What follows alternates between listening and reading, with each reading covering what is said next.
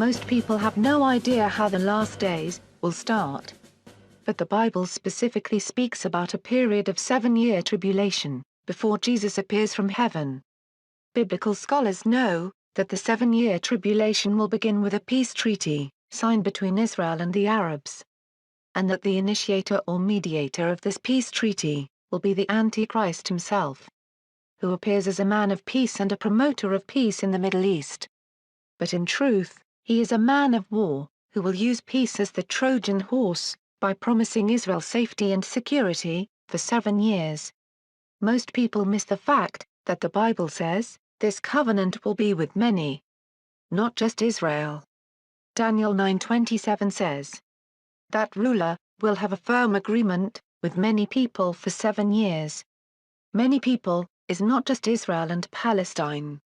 This agreement must include other nations as well. Most likely, the Arab nations, which surround Israel. These are possibly the many people being spoken of here. Part of the peace treaty may even be the recognition of Israel as a nation. And the Antichrist will be the one who confirms this agreement between these many nations and Israel. Some scholars believe that one of the main points of this peace treaty will be that the Arabs allow the Jews to rebuild Solomon's temple on Mount Moriah. The only problem preventing the Third Temple's construction is the fact that it is currently being occupied by the Islamic Dome of the Rock, built over what Jews believe to be the stone altar of Abraham. According to some biblical scholars, the Third Temple could be built right next to the Dome of the Rock. This is based on the theory of Dr. Asher Kaufman regarding the location of the Eastern Gate. That the Muslim Dome of the Rock was actually built on what the Bible refers to as the Court of the Gentiles. This belief is based on Revelation 11:1, which states that the rebuilding of the Third Temple is not to include the section of the Temple Mount known as the Court of the Gentiles. Therefore, they believe that the Third Temple and the Dome of the Rock could stand side by side. The Bible is very clear that a Third Temple will be standing on Mount Moriah in the last days. And the only way that this could possibly occur is if the Arabs granted Israel permission to begin construction. But this has not stopped the Temple Institute from preparing the vessels and blueprints for the Third Temple's construction. Here are some of the vessels which have already been prepared. They include many types of gold, silver and copper vessels. These are vessels which the Jewish priests require to perform the daily rituals and offerings made to God. Silver trumpets for the announcement of Jewish feast days. And even a reconstruction of David's harp. The 7-candle menorah and the golden crown, prepared for the high priest, has also been made ready. Inscribed with the words, "Holy unto the Lord." According to Exodus 28:36. Surprisingly, there has been a recent increase in the call from prominent Muslims to see Solomon's temple rebuilt. This is quite a shocking statement, seeing that the majority of Muslims are against Jews even setting a foot on the Temple Mount. At first glance it appears as a gesture of good faith on the part of these Muslims. But, the Bible reveals a sinister agenda behind their call to see Solomon's temple rebuilt. If given the opportunity and Islamic approval, the Jews may very well opt to build their temple right beside the Dome of the Rock. And this will probably be the most likely scenario. That we will see the Dome and the Third Temple stand side by side on the Temple Mount. But at the cost of initiating the 7-year tribulation.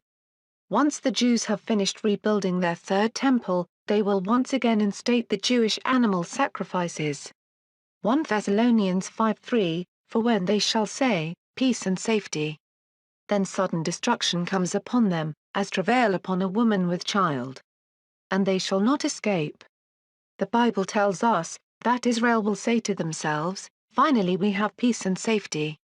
But this peace, as with all treaties signed with Arabs, will not last. For Muslims are taught by the Quran itself, to lie to infidels and create false treaties, all for the purpose of eventually getting the upper hand. It's called taqiyya and hudna. This concept is foreign to the West, who have no idea that the Quran teaches Muslims to lie, and to never honor treaties with infidels. Now it makes perfect sense why the Antichrist breaks his 7-year treaty, after just 3.5 years, and attacks and conquers Jerusalem. Because he is Islamic. But let's give more proof to our assertion that the Antichrist is Muslim. The King James Bible says the Antichrist covers the third temple with abominations. Daniel 9:27. And for the overspreading of abominations, he shall make it desolate. Abominations in the Bible were always connected to religion. Abominations to God are idols, symbols of another god. Remember Antiochus Epiphanes. Many biblical scholars see him as a forerunner of the little horn Antichrist, mentioned in the book of Daniel. After Antiochus conquered Egypt, he then surprise attacked, and conquered, Jerusalem. Declaring himself to be God made manifest. He also put a statue of his god Zeus in the temple. And rededicated the temple, to Zeus. Outlawing Jewish religious rites and traditions, and ordering that Zeus be worshipped, as the supreme god. But back to my point, about abominations. Most people have been taught that the Antichrist's army will come from Europe or America. But what religious symbols, or abomination, could an EU, or American army, desolate the Jewish temple with? They don't have any, because their armies are not religious. Look again at the next verse and recognize there is a religion to this invading army. Because they take away the Jewish sacrifice, because of what? Transgression. And a host was given him against the daily sacrifice by reason of transgression. And it cast down the truth to the ground. And it practiced, and prospered. Daniel 8:12. The Bible makes it plain that the Jewish sacrifice is a transgression or offense to this invading army. But transgression against who? Against their God, Allah. Muslims limit Jewish access to the Temple Mount, in case a Jew prays there. And many Jews have tried to sacrifice there, which has caused terrible backlash by the Muslims. Look at why this army has assembled. The Bible says they attack Jerusalem, because they are against the daily sacrifice. And an host was given him against the daily sacrifice. Why would the EU or America care about the daily sacrifice? They don't. So who is against the Jews sacrificing on the Temple Mount? The Muslims. The Muslims assemble their armies against the daily sacrifice, because the Muslims claim that the Temple Mount is holy to them. And a Jewish sacrifice, they see as defiling it. So they will take away the Jewish sacrifice, because they see it as a transgression against Allah. And just like Antiochus rededicated the Jewish temple to Zeus, so too will the Islamic Antichrist rededicate the third temple to his god Allah, by making it a mosque. And he will place on its pinnacle the well-known symbol of Allah, by which all mosques are identified. This is the religious abomination of which Daniel spoke.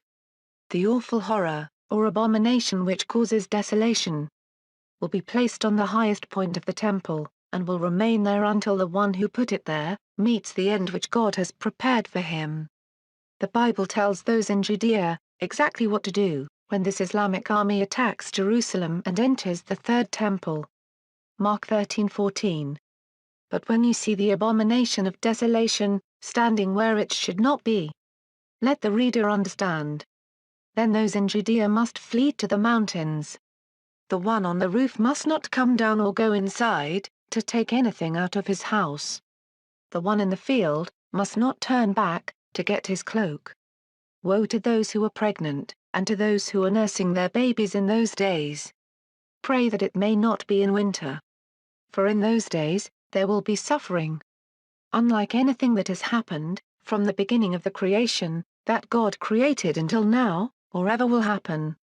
And if the Lord had not cut short those days, no one would be saved. But because of the elect, whom he chose, he has cut them short. The book of Daniel tells us that God will only allow the Islamic Antichrist to rule 1,290 days. From the time he sets up the abomination. When Antiochus conquered Jerusalem, he declared himself Zeus made manifest, Some believe that the Antichrist is an atheist who does not have a god. But the book of Daniel is clear that indeed the Antichrist does honor a god, the god of forces. But in his estate shall he honor the god of forces, and a god whom his fathers knew not shall he honor with gold, and silver, and with precious stones, and pleasant things. Other translations render it the god of fortresses. The Antichrist honors the god of fortresses, and war. A god who defends fortresses, and armies. But who is this god? He is Allah, the god of jihad and the god of war. The god of the armies of Islam. Allah is the one who told Muhammad to go out spreading Islam by war and force. Indeed, the only god of war today is Allah, the god of jihad. And just like Antiochus declared himself to be Zeus's manifestation, so too will the Islamic Antichrist declare that he is Allah's manifestation, or mouthpiece. 2 Thessalonians 2:4 He will oppose every so-called god or object of worship, and will put himself above them all. He will even go in and sit down in God's temple and claim to be God. Muslims believe in one they call the Imam Mahdi, the Islamic Messiah, who will rule the world from the Temple Mount. When the Islamic Antichrist takes his seat in God's temple and proclaims he is God, this will be a sign to Muslims that this man is the Mahdi, whom they have been waiting for. And his coming will be attended by signs and wonders, to deceive the Muslims into believing he is the Islamic Messiah. At that point, Jesus warned that false prophets would appear, trying to deceive God's people. Then, if anyone says to you, "Look, here is the Messiah," or, "Look, there he is," do not believe it. For false messiahs and false prophets will appear. They will perform miracles and wonders, in order to deceive even God's chosen people, if possible. In Daniel 7:25, the Bible says the Antichrist will try to change the times and the law. The times literally refers to the Islamic calendar and its religious festivals, which he will force all to obey. And the law refers to Sharia law, which he will impose on all those in his kingdom. Sharia law is the same law which undermines women in Islam. And this explains perfectly why the Antichrist does not care about the desires of women. Neither shall he regard the desires of women. Because under Islamic law, women are treated worse than animals, and even beaten publicly by men. They are forced to wear the hijab. And many women have even been put to death after becoming victims of rape, or beheaded when they've been accused of adultery by men. Women truly have no rights under Sharia law. Now you can see why the Bible stresses the point that the Antichrist doesn't care about the desires of women. The Antichrist will demand, just like Antiochus did, that all Christians and Jews worship his God, Allah, and will make it unlawful to practice any other faith, other than Islam. And Christians will be forbidden from attending churches on Sunday. And the false prophet will force all to bow down and show allegiance to the Caliph and his revived Islamic empire. And he will force all to take its mark on their foreheads or right hands, to show that they have submitted to his Islamic empire. And no one will be able to buy or sell without this mark of allegiance. The Bible is very clear that people will only receive the mark once they have bowed down in worship before the beast or his image. The Bible warns us, saying, "Whoever worships the beast and its image, and receives a mark on his forehead or his hand, will drink the wine of God's wrath, which has been poured unmixed into the cup of his anger. He will be tortured with fire and sulfur in the presence of the holy angels and the Lamb. The smoke from their torture goes up forever and ever. There is no rest day or night for those who worship the beast and its image, or for anyone who receives the mark of its name. The mark may take the form of a stamp on forehead or hand, or even a badge to be worn on forehead or right arm. But one thing is certain, it will be linked to the revived Islamic Caliphate. And those who show allegiance to the beast and his Islamic empire, which demands jihad against Christians and Jews, will suffer eternally in the lake of fire, together with the Islamic Antichrist.